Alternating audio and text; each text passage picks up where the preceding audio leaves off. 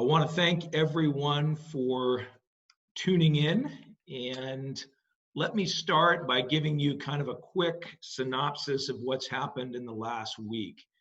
There hasn't been a ton of particularly important things, at least until today. Today, the CPUC, the California Public Utilities Commission, formally approved the plan. So that means that the last hurdles have been met. We now have approval from the fire victims and the CPUC. So unless the judge does something crazy, which no one expects him to do, it looks like we are going to see an order approving the plan probably, maybe not next week, but probably the following week. So second week of June. So that's good. Let me do this. Let me go through and answer all of the questions. We have a number today. So let's do that. And then we can talk a little bit about what's going to happen in the next week or so. All right. So first question, is the money we receive from the settlement taxable? The answer, like so many legal questions, is it depends.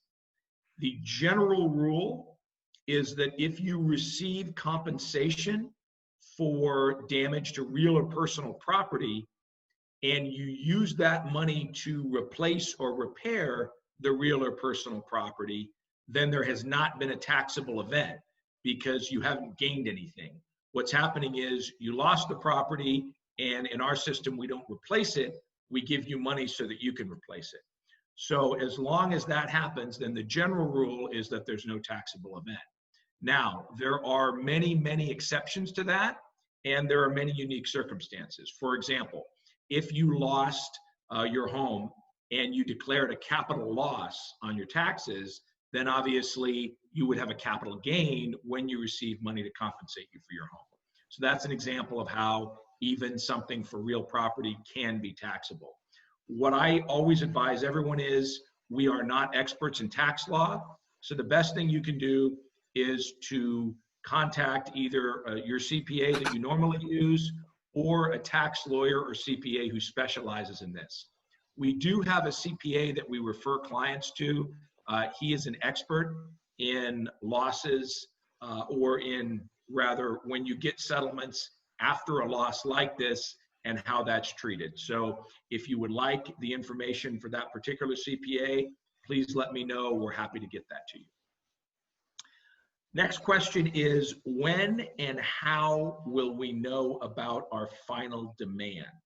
And that actually is similar to the next question, which is, once our final claims are completed, all typed up and ready to go, will we have a chance to review it before it is submitted, and will we receive a copy? So let me kind of take you through what it looks like is going to happen now, because it's a little bit different than what we've done in prior cases. In previous cases, Butte Fire, San Diego fires, Powerhouse, those types, what we would do is prepare a paper format, and we had it on electronically as well, but we also did it in paper, and we had a breakdown of what everyone's demand was. So you had a spreadsheet, and it would list the name of the plaintiff, all of the different damages, and then it would have references to the supporting documentation. So you might have a real property section that would have section A, loss of home, and then we would have the breakdown, what the home looked like, what the square footage was, and then we would have C Exhibit 1 for contractor's workup. Then the next section, section B, might be the erosion damage. And again, there would be a reference to Exhibit 2, which would be the report from the hydrologist. Then you would have the next section, section C, and that would have the trees and any similar landscaping damages. And again, you'd have an arborist report that you would refer to. You'd list all those out, and everything would be prepared. You'd have the economic damages, then you'd have the attorney fees and costs, then you'd have the non-economic damages. What's going to happen here is it's going to be a little bit different. There is a portal And the portal is prepared by Brown Greer. That's the firm that was hired by the trustee and the claims administrator. And what we'll do is we'll submit information to the portal. So for example, if you're making a claim for real property, there's going to be a questionnaire that we fill out. We do that, and then we attach the supporting documents to it. So we would attach the contractor's report, hydrologist report, arborist report, that kind of thing. And they're going to have those for several different categories. So it doesn't look like there's going to be a formal demand like we've done in the past. Instead, we would have, for example, plaintiff John and Jane Smith. We would list the plaintiff's names, we would list the information regarding them, and then we would fill out these questionnaires, put that into the portal, and then everything gets calculated up. The claims administrator looks at it, assigns values, whether they use ours, whether they modify them somewhat, and then they'll give us an offer back. So that's what we believe is going to happen. Now, if you would like to see the reports that are prepared in your cases, just let us know and we can certainly send those to you. But that's what we think is going to happen. So it's going to be a little bit different. There's not going to be the formal demand like we've done in the past. And that's why it's not a situation where you have everything typed up and ready to submit and we can send it to you. It's going to be all of these different questionnaires that are going to be filled out depending upon whether you're making the different categories of damages claims. So if you're doing real property, personal property, we would be filling each of these out. If you're not doing a business loss, we wouldn't fill that out, that kind of thing. So I know it's a little bit complicated. If you have specific questions, let us know. Obviously, we can discuss your claim with you in as much detail as you'd like, but because it doesn't look like we're going to be preparing that same formal demand, I don't think it's going to be as simple as just sending it to you for approval before we submit it. Okay, next question. Why and how does Will Abrams get such a loud voice? He is not a lawyer. Many of us would like to have such a voice. Why him? The answer to that question is that everyone has a right to be heard in these types of proceedings. If you are represented by a lawyer, then typically your lawyer would speak for you. If you are not represented by a lawyer, as Mr. Abrams is not, then you have the right to appear what we call pro per, which is the Latin in pro, in pro persona, propria persona, I think is the technical term. We always just shorten it to pro per, but it basically means that you do not have counsel. And that's what Mr. Abrams is doing. The reason that he and only a couple of other lawyers are being heard right now is that the way the bankruptcy process is set up, and this is in order to have it as streamlined as possible, is that when you're examining witnesses, you don't put on direct examination. Usually what would happen if we had, for example, or this case, if we were appearing in court and we were going to call a witness, let's say to establish that there was a particular event. For example, if we're talking about the campfire and we were going to say this hook was defective, we would call an expert and we would take the expert through his or her testimony. So we'd say, did you examine it? And we'd go through point by point and make our case. Here, in order to speed things along, what the judge has done is say, give me a declaration from your witness, whether it's an expert or somebody else, as to what he or she would say. That will function as the direct testimony. So you don't need to go through and examine your witness. Instead, anybody who wants to cross-examine your witness can look at that declaration and can ask questions based on that. So far there have been a couple of attorneys who represent people that are not in favor of the plan. They've gone in and asked questions, and Mr. Abrams, because he opposes the plan, is able to do that as well. So that's why he is able to do this. The reason that he's able to appear at court and at times speak is that, again, anyone who wants to file something can do so, and if you're not represented by counsel, you can do it on your own. So that's why he's doing it. Next question, is Abrams slowing the process down? No, he really is not. This case has gone more quickly than any other bankruptcy certainly any other large bankruptcy in history. Typically, they take 3 to 4 years. In this case, it'll be done in less than 18 months, and that's because of the June 30 drop dead date in AB 1054. For example, today there was a witness. It was the CFO, Chief Financial Officer of PG&E. He testified for about 2 hours. Mr. Abrams was one of the people that questioned him, but he took about 30 to 40 minutes. So obviously it delays it a little bit, but it's certainly not significant. Next question. Would you please specifically review the safety guidelines required of PG&E in the approved plan? So that's pretty complex. There were a lot of requirements that were put in, as well there should have been, because PG&E, as you know, had an abysmal record. Let me hit what I think are the high points. One of the most important things is that there now has to be a safety officer who is independent of the board and the CEO. That was something that we were very concerned about, because in the past, they always had these safety officers, but the safety officers were beholden to the executives who made the decisions and who based their decisions on what was in the financial interest of the company, not what was the safest. So here there's now an independent, separate individual, and I forget the name of the individual, but they've already been hired. They have a long background in safety, so everyone, consumer advocates, everyone involved was very pleased with their hiring, and that individual is in place, and they have the power to step in when PG&E is doing something, if they do something that violates the appropriate safety practices. So that's an important thing. The other thing, and I think this is probably what's going to be the biggest guarantor of safety, is the stick portion of AB 1054. As you know, AB 1054 created the $21 billion fund that was funded half by the utilities, PG&E, Sempra, and Edison, and then half by the consumers, so $10.5 billion, which is obviously a ton of money. To get access to that, PG&E has to do a couple of things.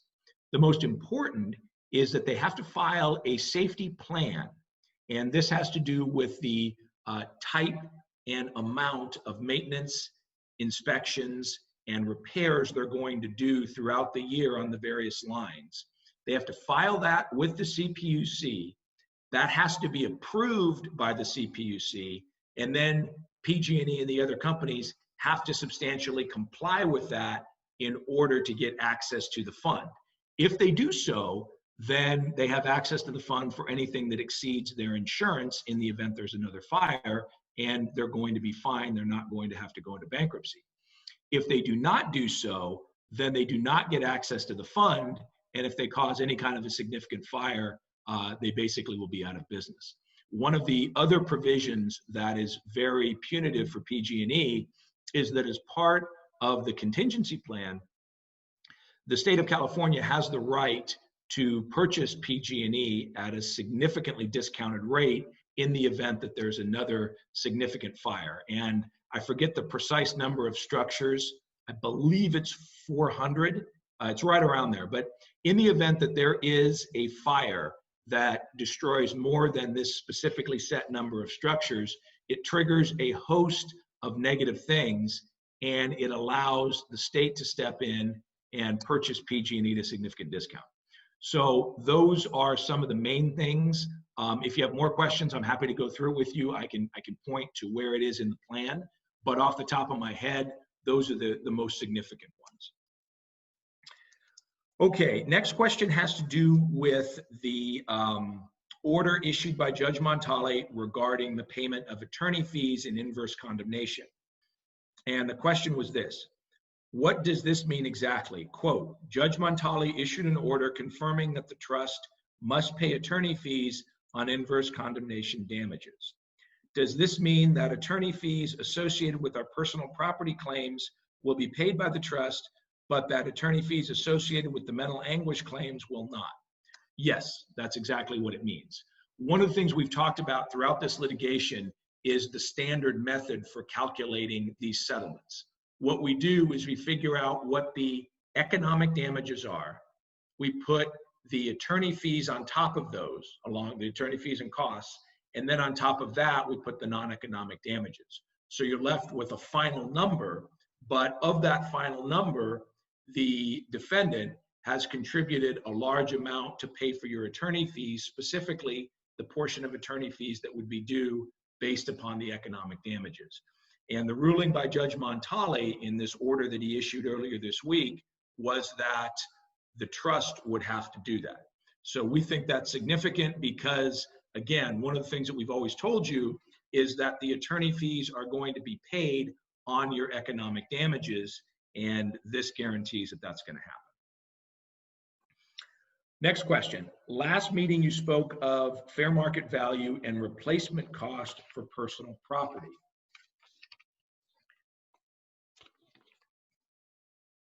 It's a lengthy question, but it basically says what is the relationship between replacement costs and fair market value, and why is replacement cost listed in the sheet that we provide? And the answer to that is this. Technically, the measure of damages is fair market value. However, it is much easier to find the replacement cost, and generally the replacement cost is much higher. So when we prepare these lists, we use the replacement cost and we put the onus on them to establish that the fair market value is less than the replacement cost. That's why we do that. Typically, it results in higher values because while they may be able to find fair market value for some, they're not going to be able to find it for all. And as a result, the default is to look at what the replacement cost is going to be. Number 9, will the entire amount of FEMA payments received be deducted from the settlement amount? In all likelihood, the answer is yes. However, the FEMA records are far from precise. So if the trust has the information and they can verify that you received X amount from FEMA, and you're making a similar claim, they will deduct that amount. Again, though, that's assuming that they have a record of exactly how much you received. So to the extent that we have that and it's provided, or they get it some other way, the trust is going to make that deduction, but again, they will have to have that.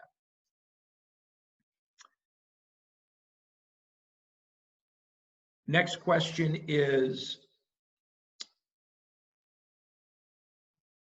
for those claimants who settle their case early on, what is or how is the trustee going to guarantee that the individuals who receive early settlements don't get all the money and the trust doesn't run out of money later on? The answer is, and this is not for sure, but this is what we've been told is going to happen by the trustee, in all likelihood, the trustee is going to hold back a certain amount of the settlement.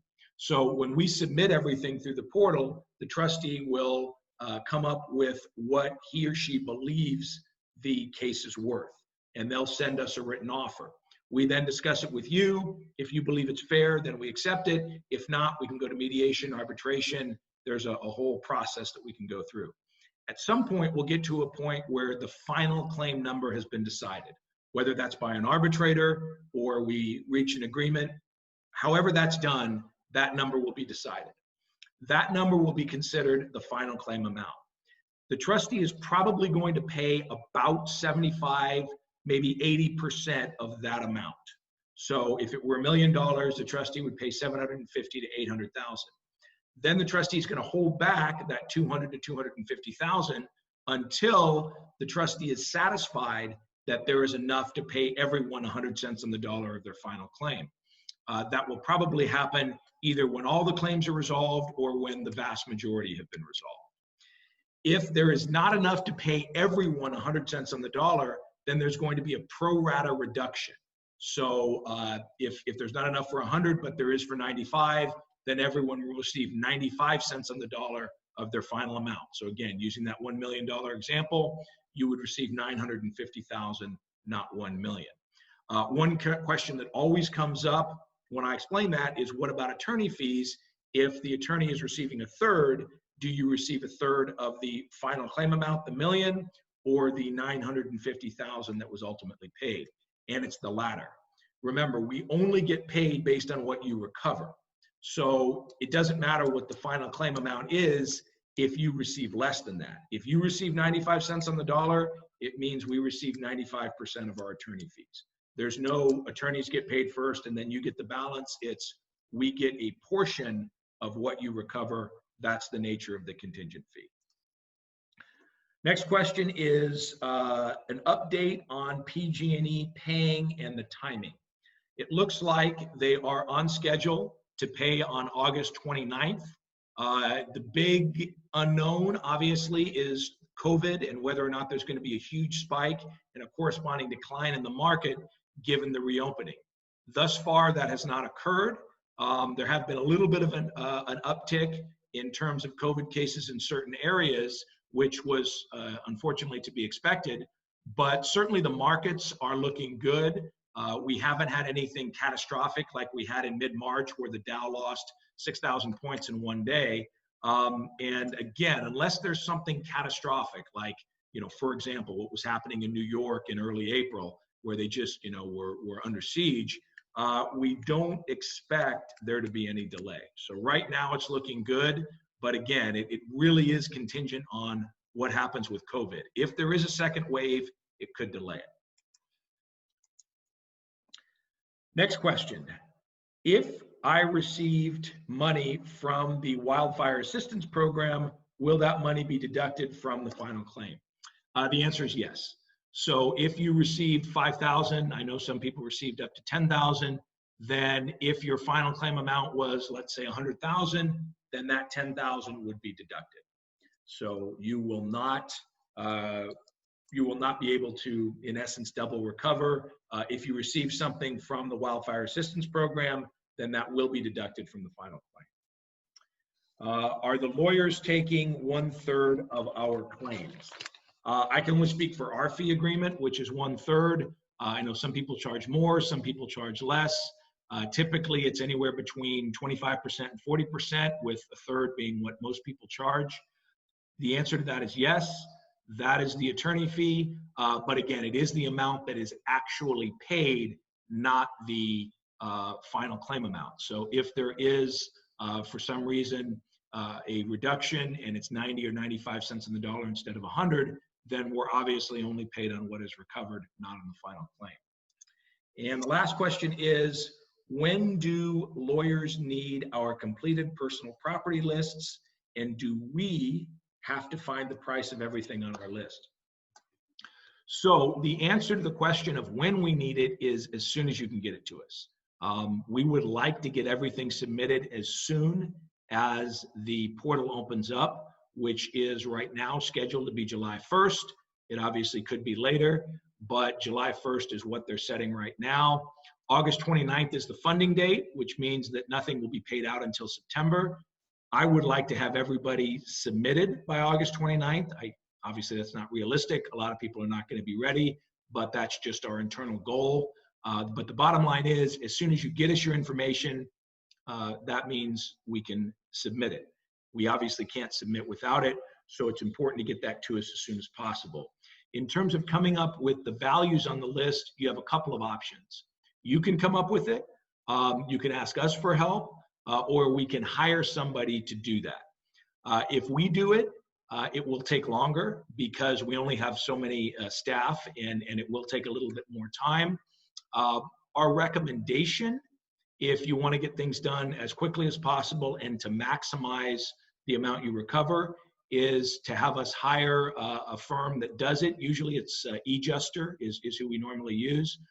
It's not that expensive. They're able to do it pretty quickly, and they can maximize the value because they have such a huge database. But just ask, if you have questions about your case specifically, ask me, ask Erica, ask anyone that you're working with, and we can talk you through the options and decide which one is right for you.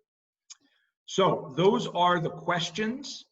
In terms of the current hearing on confirmation. We are having the evidentiary portion right now. So we had witnesses yesterday. Today, we'll have them tomorrow and Monday. Then on Wednesday, there'll be argument on the legal issues, and we think the judge will issue a decision either the following week or the week after that, but certainly the second or third week of June, well in advance of June 30. So that's what, that's kind of what I wanted to cover. That's a quick synopsis of what's going on.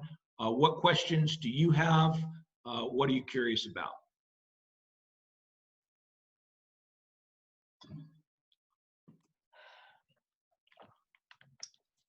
Mr. Singleton, I have a question, and that is, say for instance, you have an antique that cannot be replaced. How do you determine a value on that? Or on a book that is now out of print and you can find, say, like on Amazon or something, you know, replacement book, and that book is $250. Do you take a picture of what Amazon says it's worth, or a similar picture of an antique that you know, that's really old, like from the 1700s? Right. Well, those are, yeah, that's a good question. The Amazon one is easier. And in that case, the fair market value would be that book. So if it's $250, then that's what it is. With something like that, you really are talking about replacement value. Where fair market value becomes a problem is with your standard consumer items. You know, you buy a TV, as soon as you take it out of the box, you've now lost 10, 20, 30%. Same thing with furniture, all those kinds of things. So, and the problem is, it's very easy to ascertain the value of used furniture. So that's something where they can find the fair market value, and it is substantially less. In the case of your book, which is out of print, then the fair market value is what a reasonable seller would offer it for. And so I think you're going to be fine with that value, whether it's $250 or anything like that. In terms of the antique, that depends. If it is a very high value item, then we may want to hire an expert who values antiques. And we've used them before. They are expensive, but when you have something like, for example, a 17th century piece, that's going to be very expensive. So it's probably worth it for you to have us go out and hire a specialist in that. If you have something that's more, I don't want to use the word run of the mill because obviously antiques are unique, but if you have something that is going to be a little bit unusual or hard to find, but is not going to be a very large ticket item so that it might not justify hiring an expensive appraiser, then you can do something like look online, get something similar, that sort of thing. But for a 17th century piece, in all likelihood, that's going to be worth a lot of money. So I think generally what we would do is hire an appraiser, and usually you get those from auction houses, Sotheby's, something like that. Thank you. Sure. Mr. Singleton, hi. My name is Rona Macy. Thank you very much for the meeting. My question is regarding cherished items that do not have a fair market value. For instance, I had a handwritten book that I was going to send to a publisher, and it got burnt up. It wasn't on my computer. You know, photographs, you know, family treasures, things like that. How has that worked out as far as value? No, those are good questions. There isn't for something like photographs, because that's the most common cherished possession we come across. Most people have photographs, and most people have photographs that they're very attached to that cannot be replaced. And so there, what we typically do is we describe what the item is. That's about all you can do. There's no way to have any kind of value attached to it. So for things like photographs, for things like another thing that will come up are uniforms. You know, you have someone who they either have a dress uniform, for example, that they wore when they were in the military, or even something that was passed down. Another common one, and this is very, very unfortunate, but you may have a flag that a deceased loved one who died while serving their country that, as most of you know, that's something that's given to the next of kin during the funeral. And so something like that obviously cannot be replaced and is of tremendous sentimental value. So what we do is we describe those things.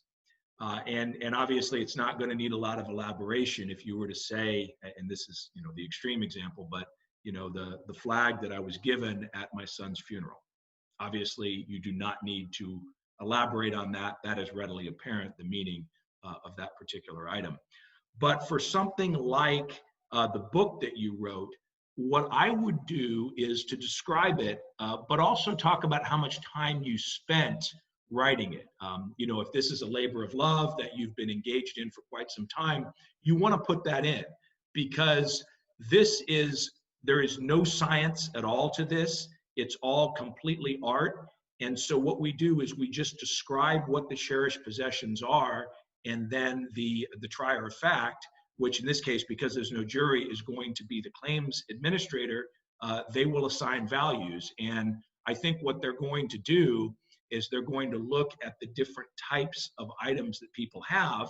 And a lot of times there's going to be a lot of similarities. And then they're going to kind of categorize them and, you know, say, you know, this one is going to be worth 10,000. These are going to be worth 20,000, something like that. But they're just going to look at what the totality of the cherished possessions are and assign a value. It's obviously a very imperfect system, but this is one of those things that, because there is no fair market value, that's the way they do it.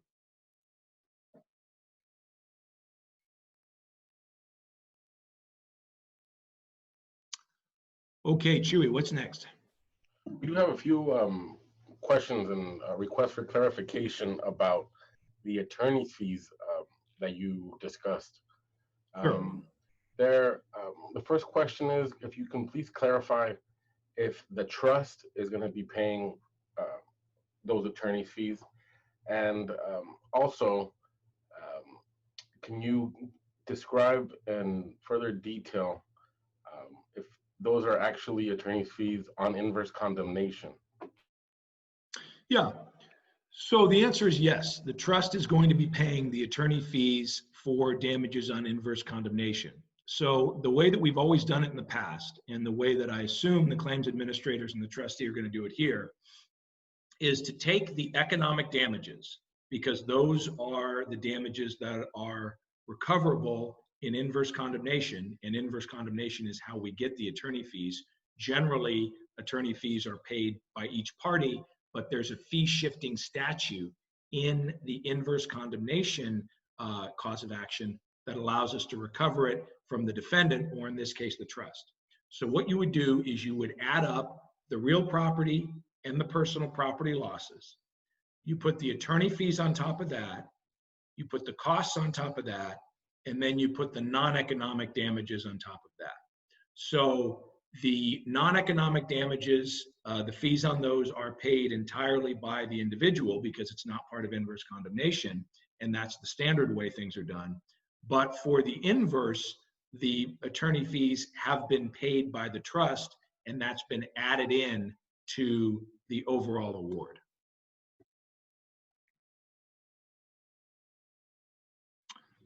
So what's the next question, Chewy?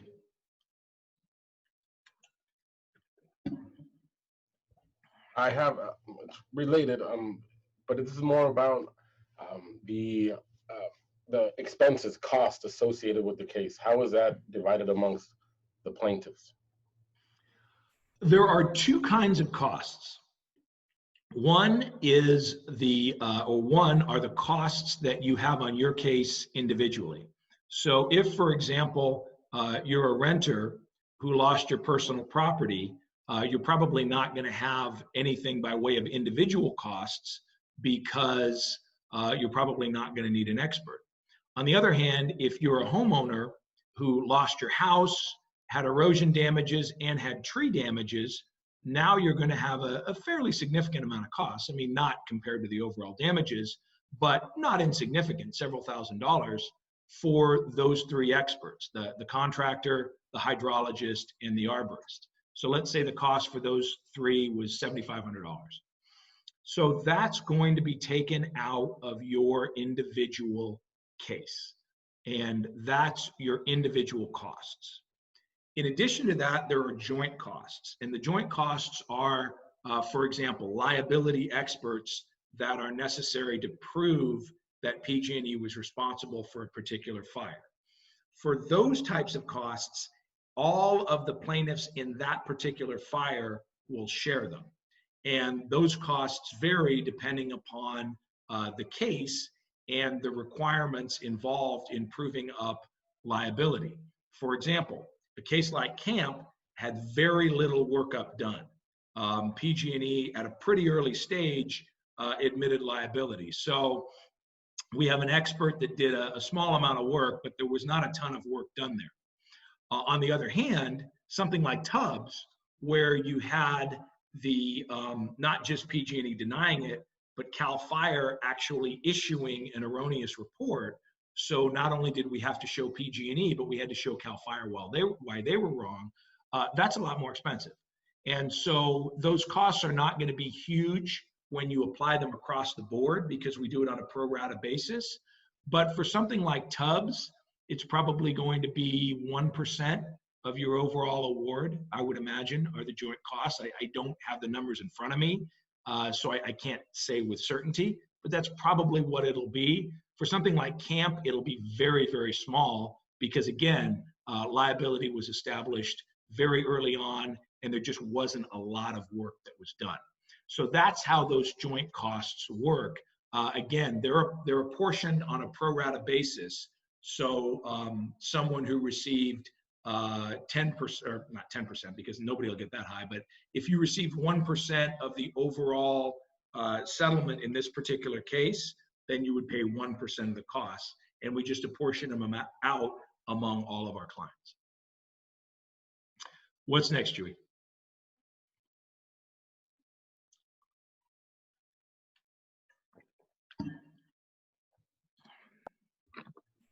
Does the trustee wait until all claims have been submitted before offering a dollar award to a victim, or is it first come, first served process? If the latter, what happens if the fund runs dry before all claims are received and responded to? Right, it's first come, first serve.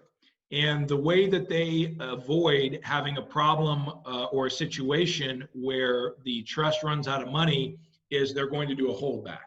So if you're, again, using the example from earlier, if your award was $1 million, they will in all likelihood withhold probably 20 to 25%. So you would receive 750 to 800,000, and the remaining 200 to 250,000 would be held back. The trustee would wait. Once he is satisfied that he'll be able to pay everyone 100 cents on the dollar, he'll disperse it. If he's not satisfied, and if he believes he's only going to be able to pay 90 or 95%, then once all that is done, they'll do it on a pro rata basis, and everyone will receive the same reduction. So if it's 95 cents on the dollar, then that's what everybody gets. What's next? And, what about interest for the Butte clients? Right.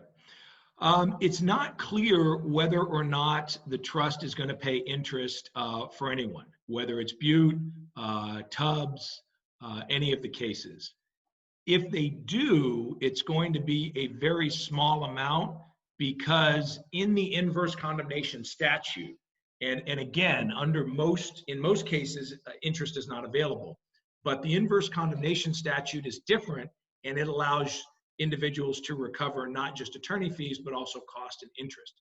So if they do interest, it's pegged to the California state surplus rate, which is well below 1%. I don't know exactly what it's going to be, but it'll be less than 1%. Now with Butte, it's been 5 years. So when you add that up, if you're adding up 0.5% times 5, that's 2.5%. It's certainly better than nothing, but it's not going to be a substantial amount of money, even if the trust decides to allow interest payments.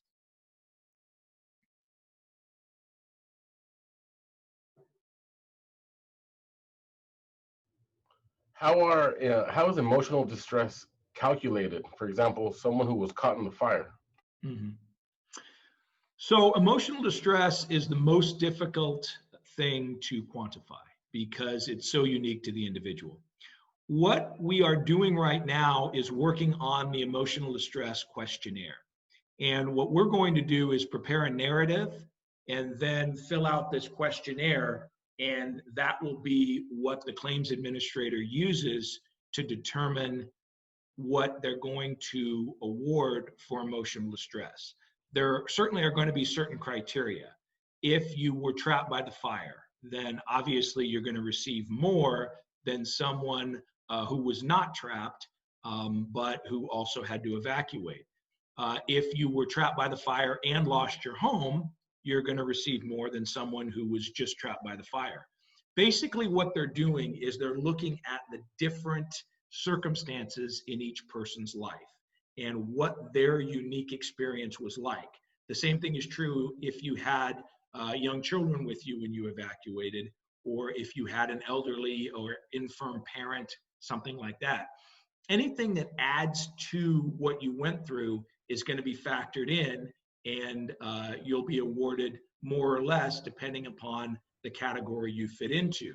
Now, even people who were out of town, for example, when the fire happened, are still going to recover for, we call them the nuisance damages, annoyance, disturbance, inconvenience, mental anguish, that are associated with losing everything you own, losing your cherished possessions, having to start over, all of those things. You will be able to recover for that, even if you don't have emotional distress.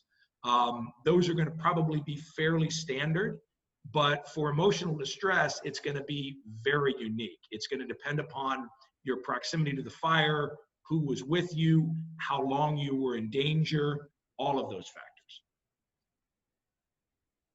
What's next?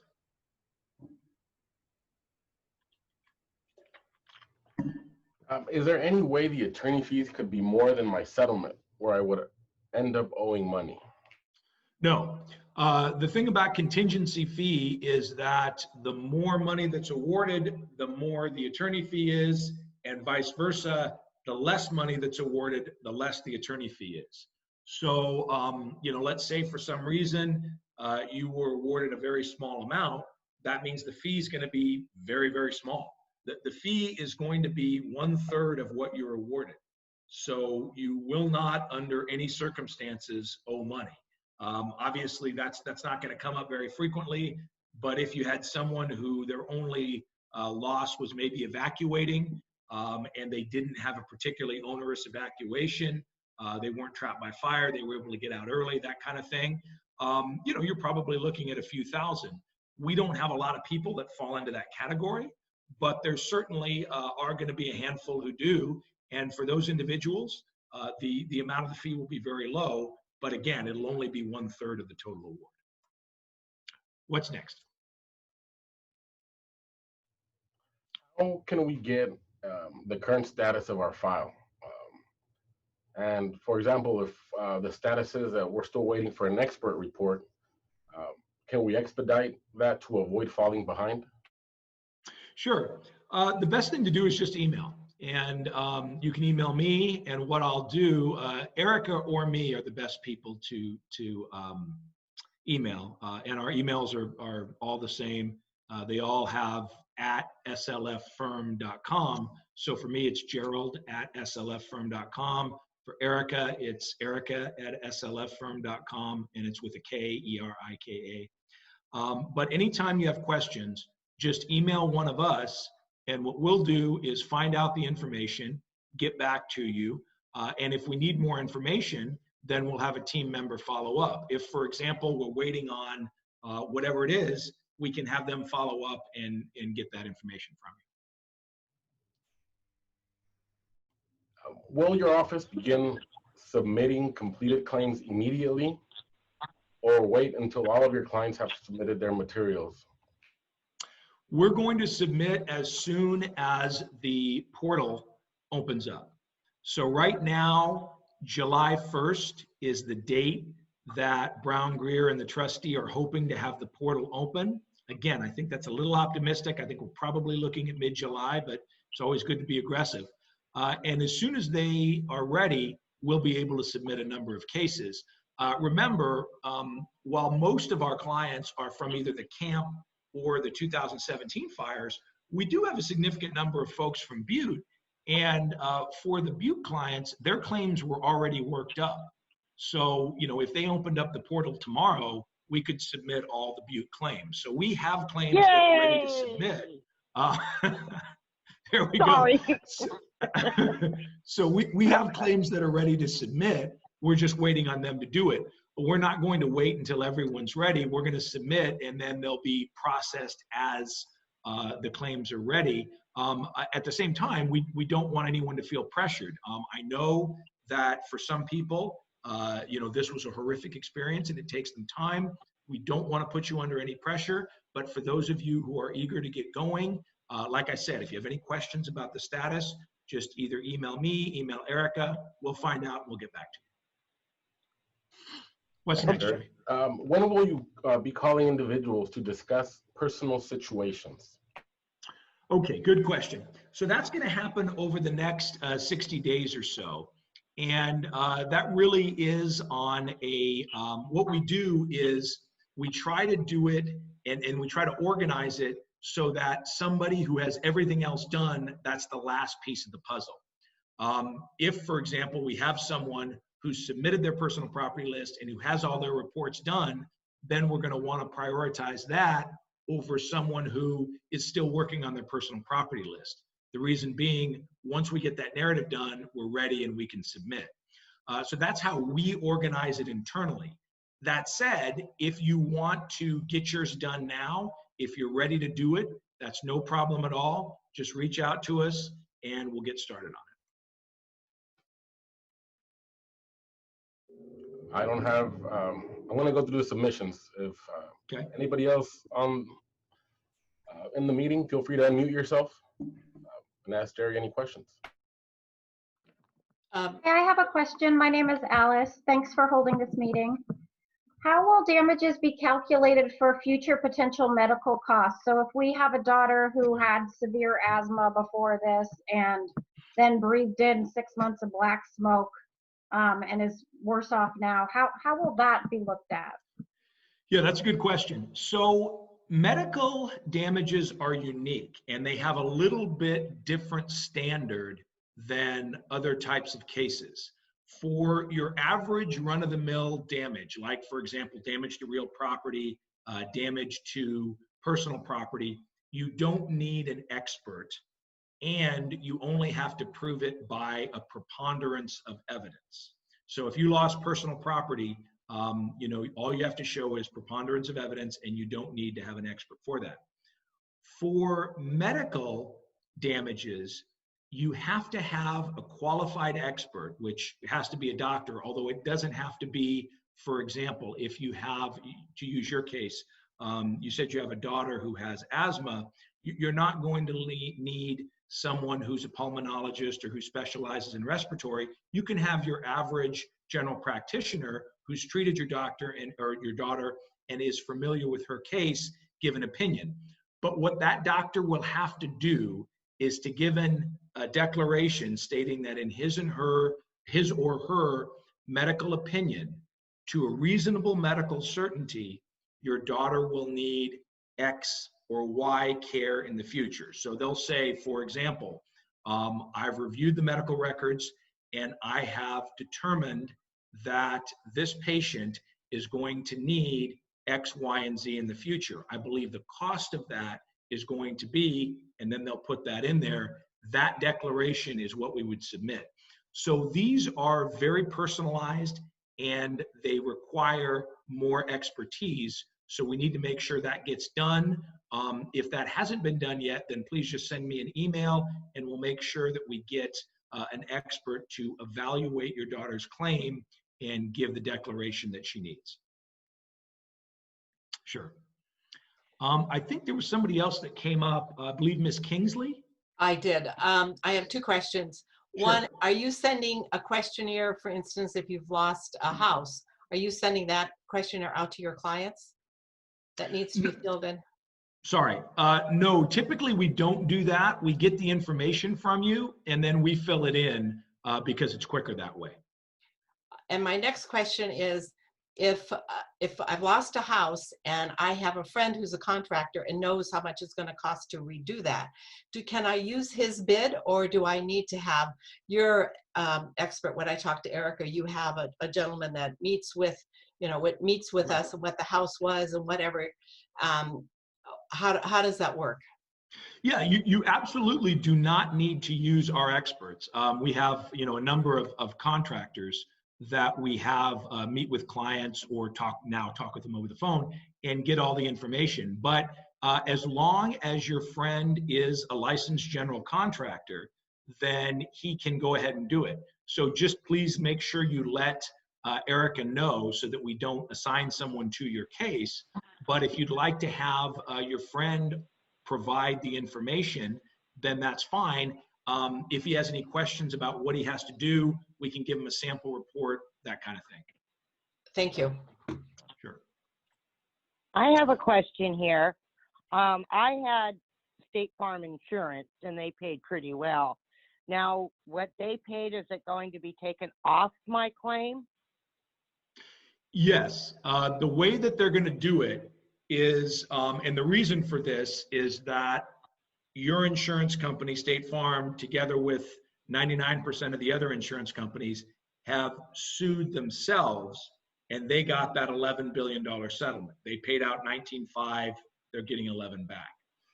So what we'll do is this. Let's say, to use round numbers, that your loss on your home was $1 million. And let's say, and that would include your home, your personal, or not your personal property, but your real property, all of that. And we determined, I'm sorry, let me start that again. We determined, after we did all of the experts, the contractor, the arborist, the erosion, that the loss for your real property, including your home and everything else, was $1 million. And State Farm paid you $750,000. That means that we would be trying to recover that $250,000. That is the difference between what you actually lost and what you were paid by your insurance. Okay, the next question that goes with that, I had hired Greenspan and they took out a good percentage. Can I recover that? You can. That is a cost that is associated with the loss. So Greenspan typically charges 10%. So you can recover the amount paid to Greenspan. Okay, and you calculate all that.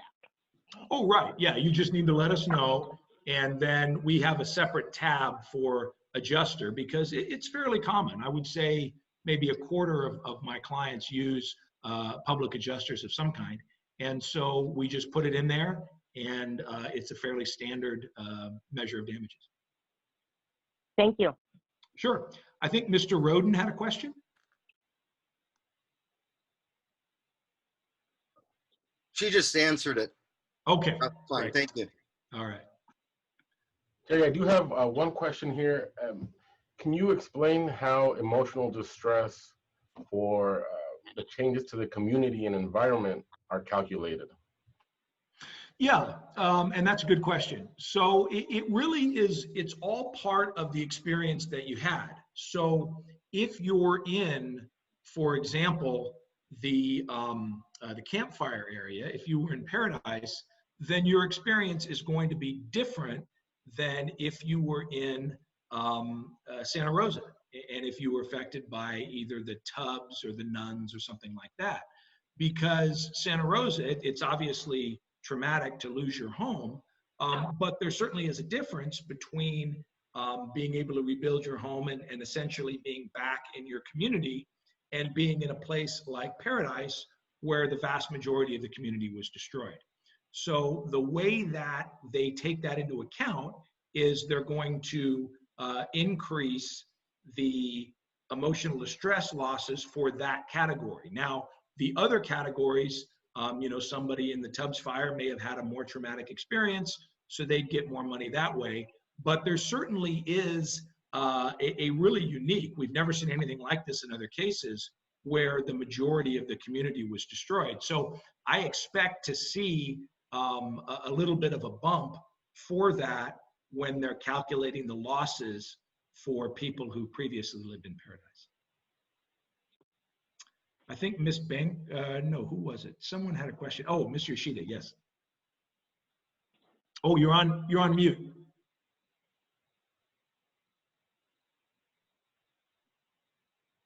Chewy, can we unmute Miss Yoshida? Yes.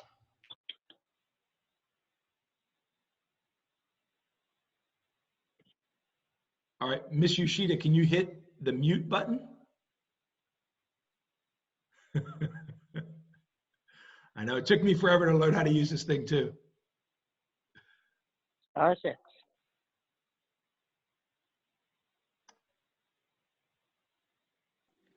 Oh, There we I go. think we got it. Perfect. Thanks. Jerry, so you mentioned in the portal how there's going to be submissions that are done in part, basically.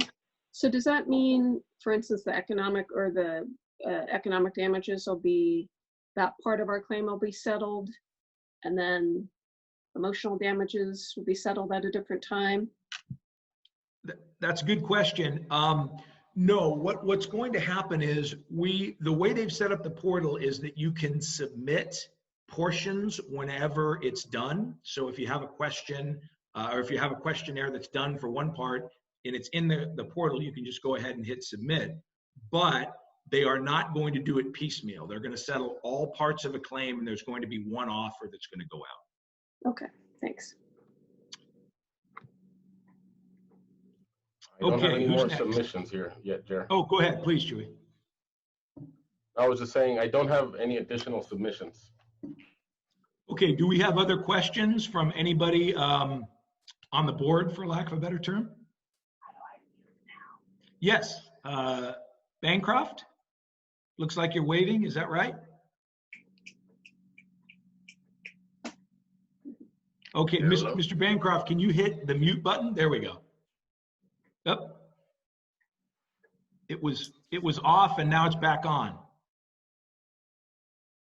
There we go.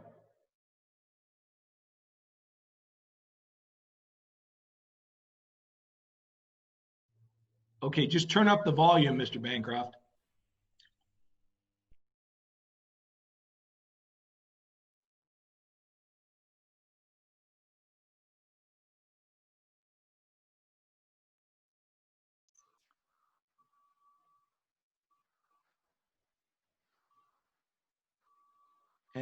Any luck?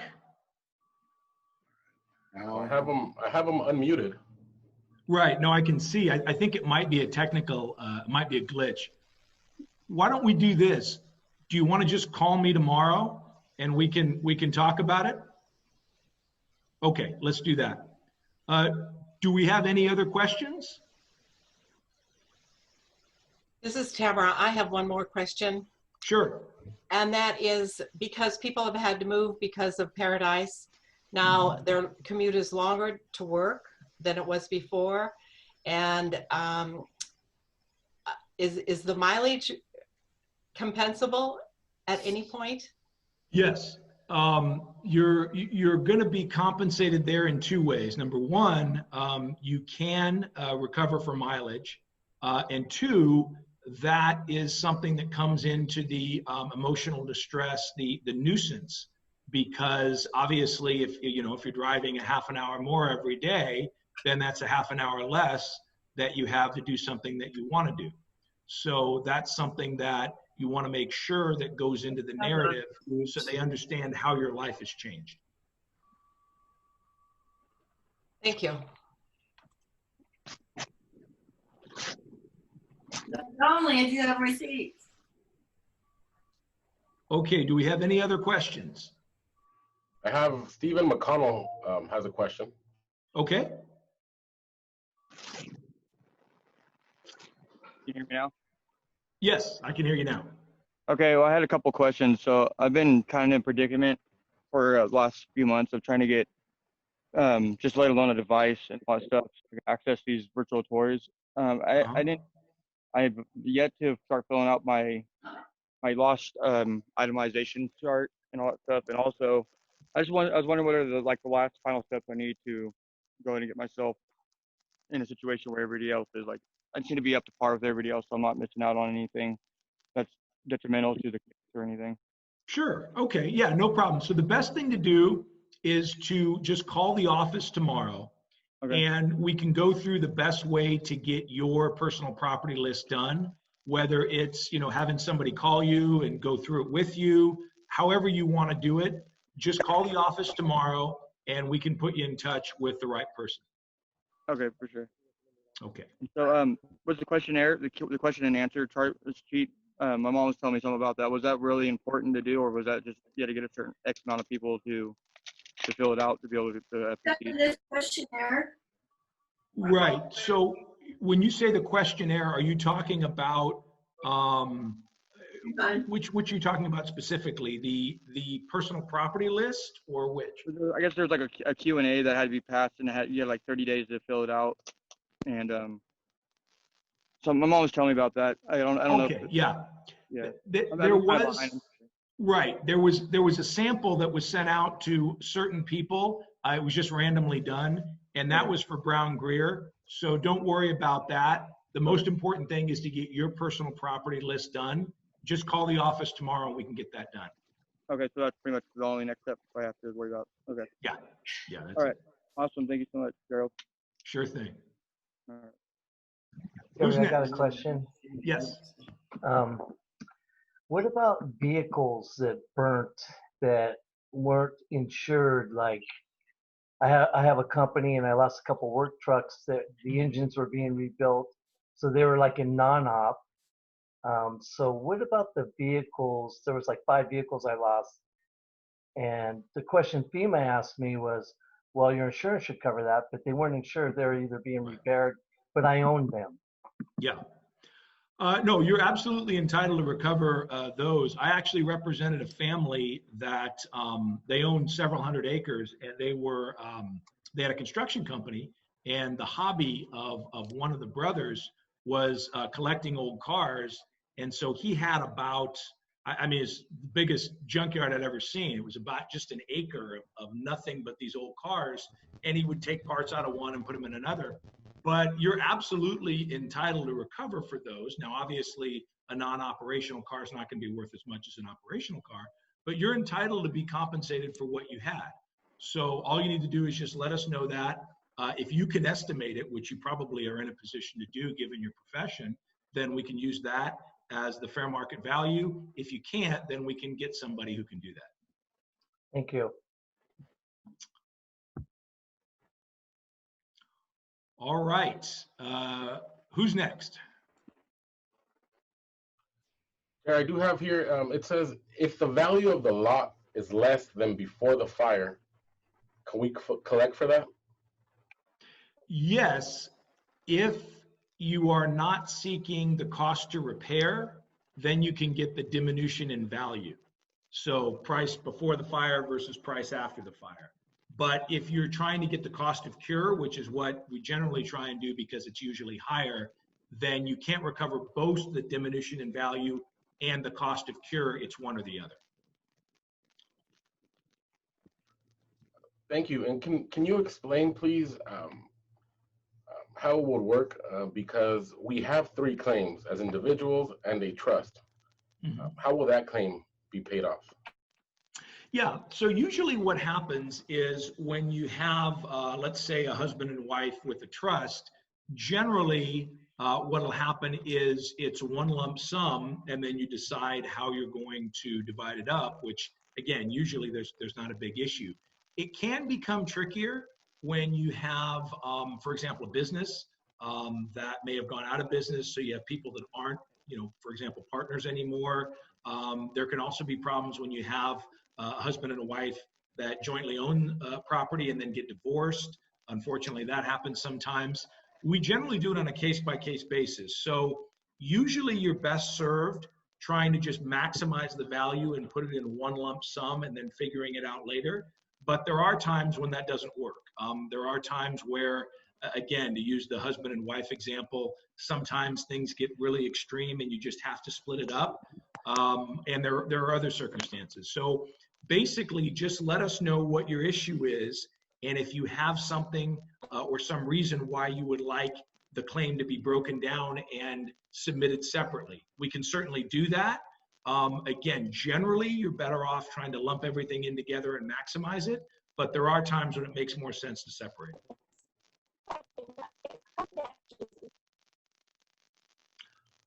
It looks like Miss Loving, did you have a question?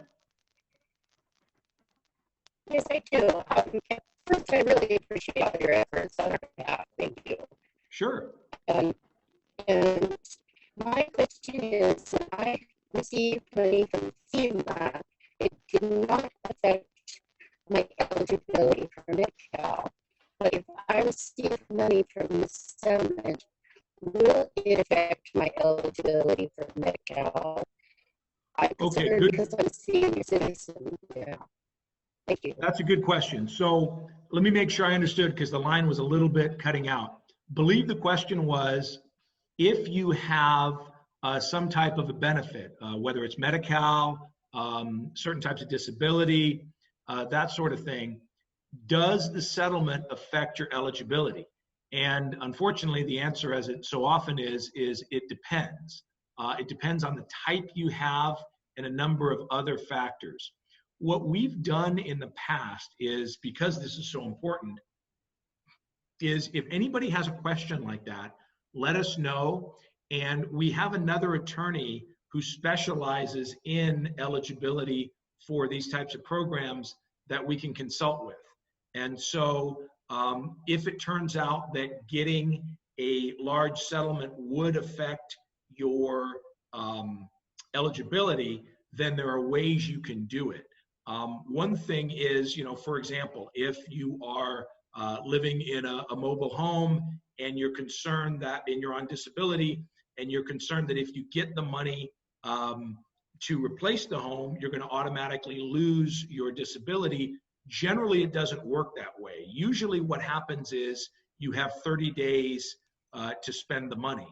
And so one of the things we've done in the past, because they look at it at the beginning of the month, is to make sure that somebody in that situation who wants to buy, for example, a replacement modular home, what we'll do is we'll have everything set to go, and then we'll give them the money right after the first of the month so that they have 30 days to buy it, make the replacement, and that way it's not in their account, so it doesn't affect their eligibility. They've been able to replace what they lost, and therefore they're in the same situation they were in prior to the fire. So there are things that we can do to make sure that you don't lose something like eligibility to Medi-Cal, but that's a very specialized area. So please give us a call or an email at the office, and we can put you in touch with someone who specializes in it. Jerry, I think I have Mark Peterson has a question. Okay.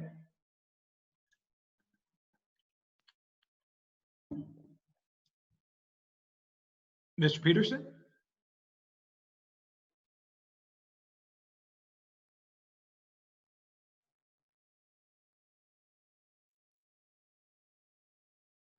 Okay, possibly having some technical issues. I think Paul Tiffany has a question. Yeah, and just so everybody knows, if you have a technical issue like that, please just call me tomorrow, and we can go ahead and talk about whatever your question was. Hi, can you hear me? I can. Yes. Go ahead, Mr. Tiffany. Yes, question, Jerry. In your experience, does the trustee tend to discount the numbers you send in? Obviously, when there's a large pot of money, the temptation to overvalue one's possessions is quite high. Do you tend to find quite a bit of discounting on the other side, the trustee side? We do, and the reason for that is that the experts that we hire are just that. They are our experts. And so their job is to present your damages in the light most favorable to you. Now, they're obviously not going to lie, but when they're doing their evaluation, there are all kinds of judgment calls that need to be made. And our experts are going to make them in your favor. just like experts for the other side would make them in the other side's favor. So what the trustees are used to, and not just the trustees, but the claims administrator, the people that handled these in the past, is they're used to seeing equally qualified experts come in with a range. And we're going to be at the high end of that range, and the other experts are going to be at the low end, and then somewhere in between is where you meet. So I would certainly anticipate, for the most part, that there are going to be reductions. Now, that's not true if you have actual building costs. If you're from one of the fires that happened a while ago and you've actually rebuilt your home, well, then it's not speculative, then it's your actual losses. So that's a completely different story. But anytime they're talking about potential losses and it's a judgment call, they certainly understand that we're going to be coming in at a high level. And the reason that we have to do that is what we found is when we tried to adjust it and lower those values to see if it made a difference, they did the same thing. So we've learned that, you know, you come in high and they're expecting the other side to be low, and then, you know, somewhere in between is where the ultimate result is. Got it. Great. Thank you. All right. Do we have any other questions? I don't have anything else submitted, Jer. Okay. Well, to give you, again, a heads up as to what's going to happen, we're going to have testimony for the next couple of court days, so Friday and then Monday. Then Wednesday is when the arguments start, so they'll probably go Wednesday, Thursday. So I'd like to do another one of these next Thursday, and I can bring you up to speed on anything that's happened. I don't think we will have a decision then. I think that'll be too quick, but I do think that we'll be in a position to know when the judge is going to issue his final order. And obviously I'll let you know if anything comes up, but thus far he's been very clear that he's going to approve this. He's made numerous mentions to the fact that the plan was overwhelmingly approved. So I really don't think in terms of PG&E emerging by June 30th, there's anything to worry about. The only real question left is COVID going to cooperate, and can we get it funded by August 29th? If so, then we anticipate that payments are going to start in September. And again, the goal is to get about 50% of people paid within that first 6 months. So that's what we're going to try to do. And again, if you have any questions, any concerns about your particular case, just call or email us, and we'll go through them with you. Hey, Jerry, there is one more question that came through. Sure. One second. I think, no, they actually got off the line. Oh. Okay. Okay. Well, again, if you're having technical trouble and you want to call tomorrow, I'll be in my office, so give me a call. Okay, everybody, take care. Thank you.